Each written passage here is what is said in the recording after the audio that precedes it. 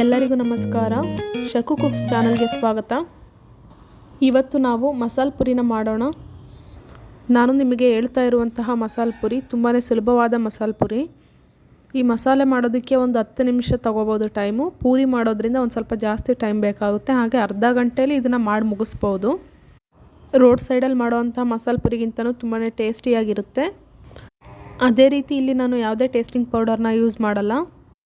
ನಾವು ಮನೆಯಲ್ಲೇ ದಿನನಿತ್ಯ ಬಳಸುವಂತಹ ಸಾಮಗ್ರಿಗಳನ್ನ ಬಳಸ್ಕೊಂಡು ಈ ಮಸಾಲೆ ಪುರಿನ ಮಾಡೋಣ. ನೋಡಿ, ಇಲ್ಲಿ ನಾನು ಮಾಡಿರುವಂತಹ ಪೂರಿ ಎಷ್ಟು ಚೆನ್ನಾಗಿದೆ. ಔಟ್ಸೈಡಲ್ಲಿ ಸಿಗುತ್ತಲ್ಲ ಅದೇ ರೀತಿಯೇ ಇದೆ.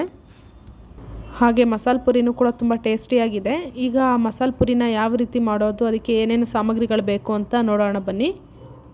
ಮೊದಲು ನಾವು ಪೂರಿಗೆ ಹಿಟ್ಟನ್ನು ರೆಡಿ ಮಾಡ್ಕೊಳ್ಳೋಣ. ಈ ಬಟ್ಟಲಿನಲ್ಲಿ 3/4 ಬಟ್ಟಲಷ್ಟು ಚಿರೋಟಿ ರವೆನ ತಗೊಳ್ತಾ ಇದ್ದೀನಿ. ಚಿರೋಟಿ ರವೆ ಅಂದರೆ ಸಣ್ಣದಾದ ರವೆ, ಉಪ್ಪಿಟ್ಟಿಗೆ ಬಳಸ್ತೀವಲ್ಲ ಆ ರವೆ ಅಲ್ಲ. ಅದೇ ಬಟ್ಟಲಿನಲ್ಲಿ 1/4 ಬಟ್ಟಲಷ್ಟು ಮೈದಾನ ತಗೊಳ್ತಾ ಇದ್ದೀನಿ. 1/4 ಬಟ್ಟಲಿಗಿಂತ ಸ್ವಲ್ಪ ಕಡಿಮೆನೇ ಇದೆ, ಅಂದರೆ 2 ಟೇಬಲ್ ಸ್ಪೂನಷ್ಟು ಮೈದಾ ಹಿಟ್ಟನ್ನು ತಗೊಳ್ತಾ ಇದ್ದೀನಿ. ಚಿಟಿಕೆ ಅಡುಗೆ ಸೋಡಾನ ಹಾಕ್ಕೊಳ್ಳೋಣ. ರವೆ ಮತ್ತು ಮೈದಾನ ತಗೊಂಡಿರುವಂತಹ ಬಟ್ಟಲಿನಲ್ಲೇ ಅರ್ಧ ಬಟ್ಟಲಷ್ಟು ನೀರನ್ನು ತಗೊಳ್ತಾ ಇದ್ದೀನಿ. ನೀರನ್ನು ಹಾಕ್ಕೊಂಡು ಚೆನ್ನಾಗಿ ಕಲಿಸ್ಕೊಳ್ಳೋಣ. ನೀವು ನೀರನ್ನು ನೋಡ್ಕೊಂಡು ಹಾಕ್ಕೊಳ್ಳಿ. ಹಿಟ್ಟನ್ನು ಚೆನ್ನಾಗಿ ಕಲಿಸ್ಕೋಬೇಕು. ಒಂದು 15 ನಿಮಿಷನಾದ್ರು ನೀಟಾಗಿ ಮಿಕ್ಸ್ ಮಾಡಿ ಚೆನ್ನಾಗಿ ಕಲಿಸ್ಕೋಬೇಕು, ಸಾಫ್ಟಾಗಿ ಬರೋ ರೀತಿಲಿ.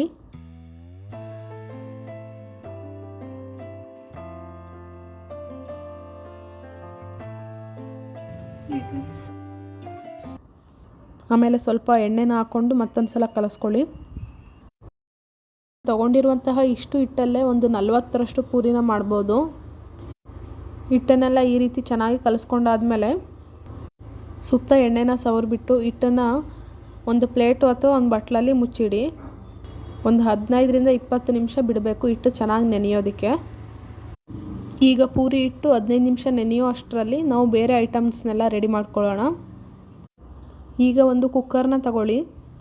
ಒಂದು ದಪ್ಪದಾದ ಆಲೂಗೆಡ್ಡೆನ ಫುಲ್ಲು ಸಿಪ್ಪೆಲ್ಲ ನೀಟಾಗಿ ಎರೆದುಬಿಟ್ಟು 4 ಭಾಗ ಮಾಡ್ಕೊಂಡಿದ್ದೀನಿ. ನೀವು ಸಣ್ಣದಿದ್ದರೆ 2 ಆಲೂಗೆಡ್ಡೆನ ತಗೊಳ್ಳಿ, ಇಲ್ಲ ದಪ್ಪದಿದ್ದರೆ ಒಂದೇ ಆಲೂಗೆಡ್ಡೆ ಸಾಕು. ನೋಡಿ, ಈ ರೀತಿ ಸಿಪ್ಪೆನ ತೆಗೆದು 4 ಭಾಗ ಮಾಡಿಕೊಂಡು ಹಾಕ್ಕೊಳ್ಳಿ.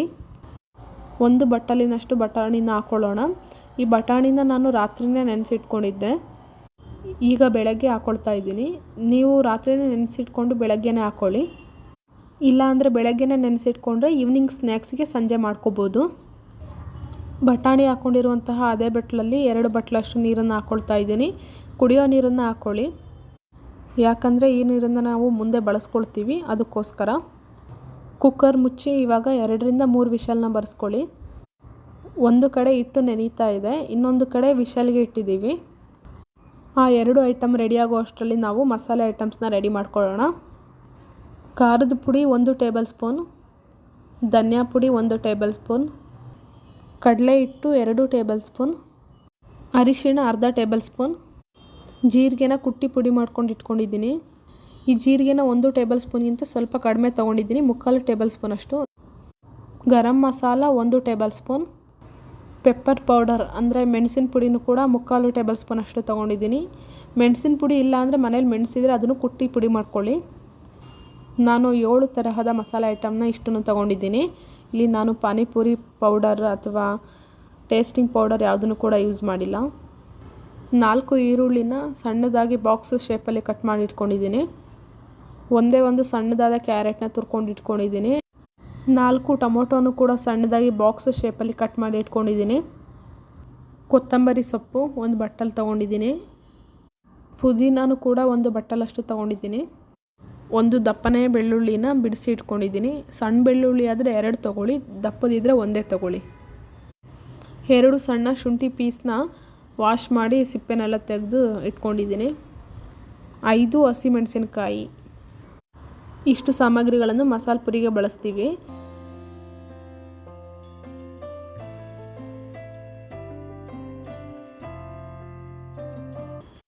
ಇಷ್ಟನ್ನು ರೆಡಿ ಮಾಡ್ಕೊಳ್ಳೋ ಅಷ್ಟರಲ್ಲಿ ವಿಷಲ್ ಬಂದಿದೆ. ನೋಡಿ, 2 ವಿಷಲ್ಗೆ ಆಲೂಗೆಡ್ಡೆ ಮತ್ತು ಬಟಾಣಿ ಎಲ್ಲ ಚೆನ್ನಾಗಿ ಬೆಂದಿದೆ. ನೋಡಿ, ಈ ರೀತಿ ಬಟಾಣಿ ಚೆನ್ನಾಗಿ ಮೆತ್ತಗೆ ಬೆಂದಿರಬೇಕು. ಆಲೂಗೆಡ್ಡೆನೂ ಕೂಡ ಚೆನ್ನಾಗಿ ಬೆಂದಿದೆ.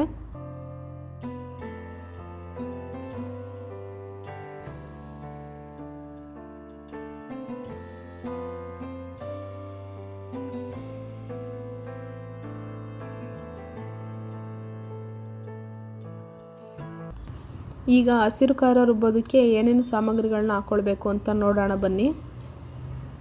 ಮಿಕ್ಸರ್ ಗ್ರೈಂಡರ್ಗೆ ಸೋಸಿರುವಂತಹ ಬೆಳ್ಳುಳ್ಳಿ, ಶುಂಠಿ ಹಾಗೆ ಹಸಿಮೆಣಸಿನ್ಕಾಯಿನ ಹಾಕ್ಕೊಳ್ತಾ ಇದ್ದೀನಿ. 1 ಬಟ್ಟಲು ಪುದೀನ, ಕೊತ್ತಂಬರಿ ಸೊಪ್ಪು,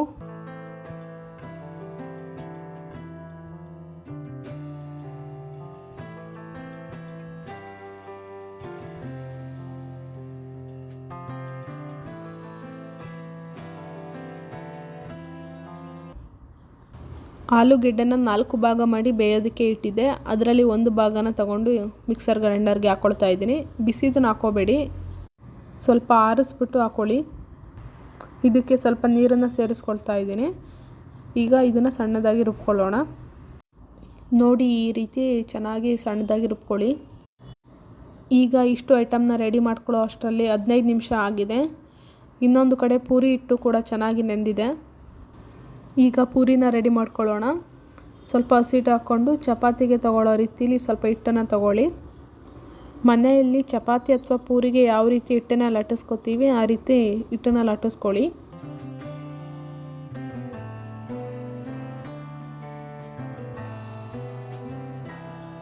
ಇಷ್ಟು ಅಗಲ ಹಿಟ್ಟನ್ನು ಲಟ್ಟಿಸ್ಕೊಂಡಿದ್ದೀನಿ.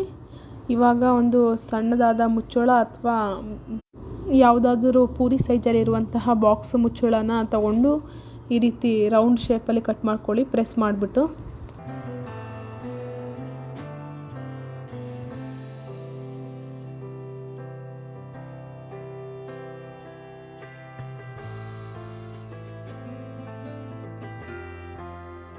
ಈ ಒಂದು ಅಗಲವಾದ ಹಿಟ್ಟಲ್ಲಿ ಒಂದು 17 ಪೂರಿನ ಮಾಡಿದ್ದೀನಿ. ಈ ರೀತಿ 3 ಸಲ ನಾನು ಲಟ್ಟಿಸ್ಕೊಂಡಿದ್ದೀನಿ. ಕೊನೆ ಹಿಟ್ಟು ಸ್ವಲ್ಪ ಸಣ್ಣದಾಗಿರೋವಂಥ ಹಿಟ್ಟು. ಟೋಟಲಾಗಿ ನಾನು ಒಂದು 40ರಿಂದ 50 ಪೂರಿನ ಮಾಡಿದ್ದೀನಿ. ಈಗ ನಾನು ಈ ಪೂರಿನೆಲ್ಲ ನೀಟಾಗಿ ಒಂದು ಪ್ಲೇಟ್ಗೆ ತಗೊಳ್ಳೋಣ. ಎಲ್ಲ ಪೂರಿನೂ ಲಟ್ಟಿಸ್ಕೊಂಡು ಆದಮೇಲೆ ಬಾಣಲಿಗೆ ಎಣ್ಣೆನ ಕಾಯೋದಕ್ಕೆ ಇಡಿ. ಎಣ್ಣೆ ಚೆನ್ನಾಗಿ ಕಾದಿರಬೇಕು. ಈಗ ಎಣ್ಣೆ ಚೆನ್ನಾಗಿ ಕಾದಿದೆ. ನಾವು ಕೂಡ ಪೂರಿನ ಹಾಕ್ಕೊಳ್ಳೋಣ.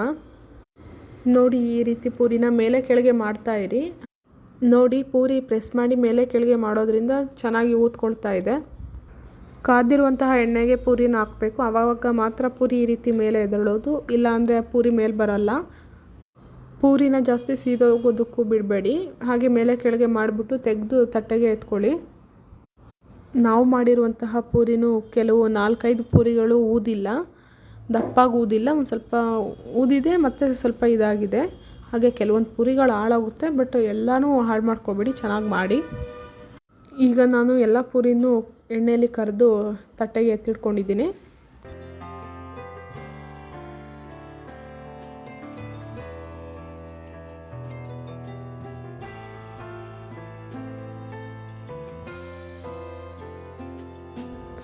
ನೋಡಿ, ಈ ಪೂರಿ ಎಷ್ಟು ಚೆನ್ನಾಗಿ ಬಂದಿದೆ ಅಂತ. ಔಟ್ಸೈಡಲ್ಲಿ ಸಿಗುತ್ತಲ್ಲ ಅದಕ್ಕಿಂತಲೂ ಚೆನ್ನಾಗಿ ಬಂದಿದೆ. ಒಂದು ಪೂರಿನ ಒಡೆದು ತೋರಿಸ್ತೀನಿ ನೋಡಿ. ನೋಡಿ, ಗರಮ್ ಗರಮ್ ಆಗಿ ಬಂದಿದೆ. ಜಾಸ್ತಿ ಹೊತ್ತು ಪೂರಿನ ಗಾಳಿಯಲ್ಲಿ ಇಡಬೇಡಿ, ಇಟ್ಟರೆ ಮೆತ್ತಗಾಗುತ್ತೆ. ಹಾಗಾಗಿ ಕ್ಲೋಸ್ ಮಾಡಿ ಒಂದು ಬಾಕ್ಸ್ನಲ್ಲಿ ಯಾವ್ದಾರ ಡಬ್ಬಿಲಿ ಇಟ್ಬಿಡಿ. ಈಗ ಪೂರಿ ಮತ್ತು ಮಸಾಲೆ ಐಟಮ್ಸ್ ಎಲ್ಲ ರೆಡಿ ಮಾಡ್ಕೊಂಡಾಗಿದೆ. ಈಗ ಸ್ವಲ್ಪ ಒಗ್ಗರಣೆಗೆ ಹಾಕೋಬಿಡೋಣ. ಈಗ ಪೂರಿ ಮಾಡಿರುವಂತಹ ಅದೇ ಬಾಣಲಿಗೆ ಒಗ್ಗರಣೆನ ಹಾಕ್ಕೊಳ್ತಾ ಇದ್ದೀನಿ. ಆ ಎಣ್ಣೆ ಎಲ್ಲ ತೆಗೆದು ಇವಾಗ ಮತ್ತೆ 3ರಿಂದ 4 ಟೇಬಲ್ ಸ್ಪೂನ್ ಎಣ್ಣೆಯನ್ನು ಹಾಕ್ಕೊಳ್ತಾ ಇದ್ದೀನಿ. ಈ ಎಣ್ಣೆ ಕಾದ್ಮೇಲೆ ಹೆಚ್ಚಿಟ್ಕೊಂಡಿರುವಂತಹ ಈರುಳ್ಳಿನ ಹಾಕ್ಕೊಳ್ಳೋಣ. ಈರುಳ್ಳಿನ ಚೆನ್ನಾಗಿ ಬೇಯಿಸ್ಕೋಬೇಕು. ಈಗ ಅದೇ ಈರುಳ್ಳಿಗೆ 1 ಟೇಬಲ್ ಸ್ಪೂನಷ್ಟು ಉಪ್ಪನ್ನ ಹಾಕ್ಕೊಳ್ತಾ ಇದ್ದೀನಿ. ಈ ಉಪ್ಪು ಹಾಕೋದ್ರಿಂದ ಈರುಳ್ಳಿ ಬೇಗನೆ ಬೇಯುತ್ತೆ ಅಂತ. ಕೆಂಪುಗೇನು ಬೇಯಿಸ್ಕೊಳ್ಳೋದು ಬೇಡ, ಮೀಡಿಯಮ್ಗೆ ಚೆನ್ನಾಗಿ ಬೇಯಿಸ್ಕೊಳ್ಳಿ.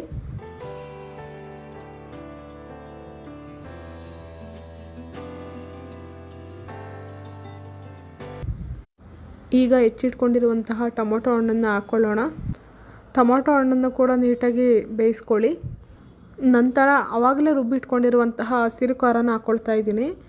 ಅದಕ್ಕೆ ಸ್ವಲ್ಪ ನೀರನ್ನು ಸೇರಿಸ್ಬಿಟ್ಟು ಮಿಕ್ಸರ್ ಗ್ರೈಂಡರಲ್ಲಿರುವಂತಹ ಎಲ್ಲ ಖಾರನೂ ಬಳಿದು ಹಾಕ್ಕೊಳ್ತಾ ಇದ್ದೀನಿ. ನೀಟಾಗಿ ಮಿಕ್ಸ್ ಮಾಡಿಕೊಂಡು ಫ್ರೈ ಮಾಡ್ಕೊಳ್ಳಿ. ನಂತರ ಕುಕ್ಕರಲ್ಲಿ ಬಟಾಣಿ ಮತ್ತು ಆಲೂಗೆಡ್ಡೆ ಇತ್ತು, ಅದೇ ನೀರಲ್ಲೇ ನೀಟಾಗಿ ಸ್ಮ್ಯಾಶ್ ಮಾಡಿಕೊಂಡು ಇವಾಗ ಅದನ್ನು ಹಾಕ್ಕೊಳ್ತಾ ಇದ್ದೀನಿ. ಈಗ ನಾನು ಮೊದಲೇ ರೆಡಿ ಮಾಡ್ಕೊಂಡು ಇಟ್ಕೊಂಡಿರುವಂತಹ ಮಸಾಲೆ ಐಟಮ್ಸ್ನ ಎಲ್ಲನೂ ಹಾಕ್ಕೊಳ್ತಾ ಇದ್ದೀನಿ.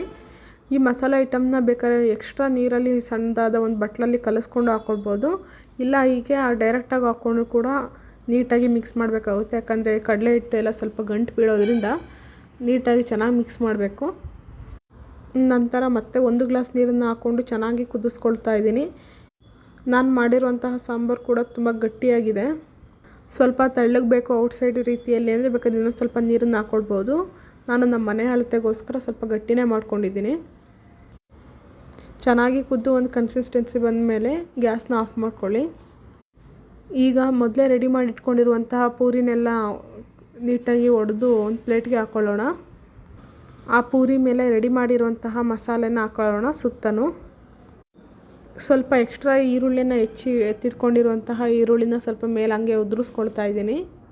ಹಾಗೆ ಕ್ಯಾರೆಟ್ನು ಕೂಡ ಸ್ವಲ್ಪ ಉದುರಿಸ್ಕೊಳ್ತಾ ಇದ್ದೀನಿ. ಟೊಮೊಟೊ ಹಣ್ಣು ಕೂಡ ಬೇಕಂದರೆ ಸ್ವಲ್ಪ ಉದುರಿಸ್ಕೋಬೋದು, ನಾನಿಲ್ಲಿ ಹಾಕ್ಕೊಂಡಿಲ್ಲ. ಹಾಗೆ ಸ್ವಲ್ಪ ಬಟಾಣಿನೂ ಕೂಡ ಉದುರಿಸ್ಕೊಳ್ತಾ ಇದ್ದೀನಿ. ಮೊದಲೇ ಅದರಲ್ಲಿ ಇರುತ್ತೆ, ಆದರೂ ಕೂಡ ಮೇಲೊಂದು ಸ್ವಲ್ಪ ಹಾಕ್ಕೊಳ್ತಾ ಇದ್ದೀನಿ. ಈಗ ಮಸಾಲೆ ಪುರಿ ಟೇಸ್ಟ್ ಮಾಡೋದಕ್ಕೆ ರೆಡಿಯಾಗಿದೆ. ಇದನ್ನು ಮಿಕ್ಸ್ ಮಾಡಿಕೊಂಡು ನಾನು ಕೂಡ ಟೇಸ್ಟ್ ಮಾಡ್ತೀನಿ. ತುಂಬಾ ಚೆನ್ನಾಗಿ ಬಂದಿದೆ, ತುಂಬಾ ಟೇಸ್ಟಿಯಾಗಿ ಬಂದಿದೆ. ಔಟ್ಸೈಡ್ಗಿಂತ ತುಂಬಾ ಟೇಸ್ಟಿಯಾಗಿ ಬಂದಿದೆ. ನೀವು ಕೂಡ ನಿಮ್ಮ ಮನೆಯಲ್ಲಿ ಮಾಡಿ ನೋಡಿ, ಹೇಗಿತ್ತು ಅಂತ ಕಮೆಂಟ್ ಮಾಡಿ. ಈ ವಿಡಿಯೋ ನಿಮಗೆ ಇಷ್ಟ ಆಗಿದ್ದರೆ ಸಬ್ಸ್ಕ್ರೈಬ್ ಮಾಡಿ, ಹಾಗೆ ಲೈಕ್ ಮಾಡಿ, ನಿಮ್ಮ ಫ್ರೆಂಡ್ಸ್ಗಳಿಗೂ ಕೂಡ ಶೇರ್ ಮಾಡಿ. ಧನ್ಯವಾದಗಳು.